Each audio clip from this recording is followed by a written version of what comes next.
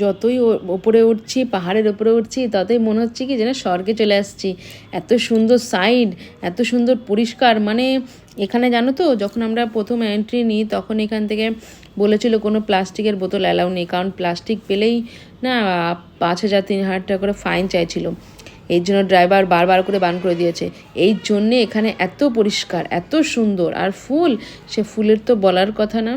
ফুল এত সুন্দর, তোমরা দেখেই বুঝতে পারছো আশেপাশে এত, এই শুধু এই ফুল বলে না, নিচে মাটিতে যে সেই সুন্দর সুন্দর কালার, সেই কালার আমি জীবনে দেখিও নি, এত সুন্দর সুন্দর কালারের ফুল।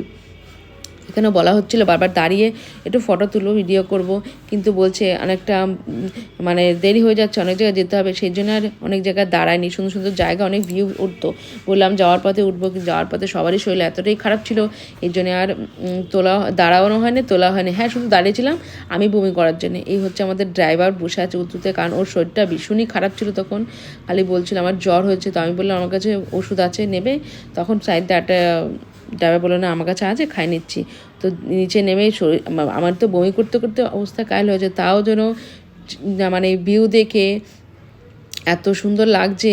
এই যে দেখো মাটিতে এইসব ফুল না এখানে তোলা অ্যালাউ নেই, কিন্তু অনেকে আছে দেখে ফুল তুলে চটকে ফেলে রেখে দিচ্ছে মাটির নিচে। এত রাগ হচ্ছে না দেখে, মানে এদের সৌন্দর্য এইখানেও, মানে এখানে এসে নোংরামো করা শুরু করে দেয় এসব জিনিস নিয়ে। এখানে আবার প্যারাশুটও দেখছি আছে, প্যারাশুটও চলছে।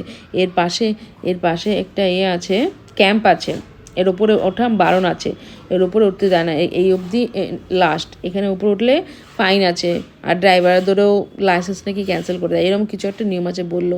এই যে পতাকাগুলো দেখছো, এগুলো নাকি যারা এইখানে এসে মারা গেছেন, অনেকে আছে না পাহাড় ভেঙে, তারপরে ঝড় বৃষ্টির পাহাড় ভেঙে গাড়ি খাদে পড়ে যায়, মারা যায়, তাদের স্মরণ করেই পতাকাগুলো নাকি লাগায়।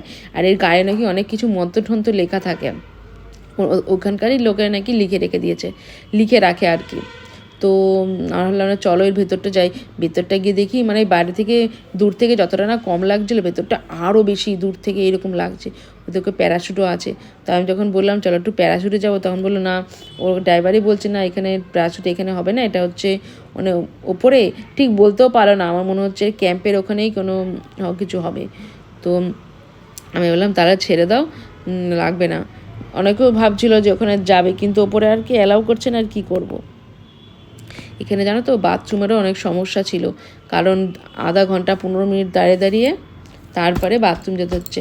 একটা কথা বলে কি, তোমরা যাবে এইসব পাহাড়ি অঞ্চলে যাবে, অক্সিজেনের জন্য ন্যাপথলিন সঙ্গে করে সবাই নিয়ে যাবে, কারণ এখানে অক্সিজেনের খুব কষ্ট হয়।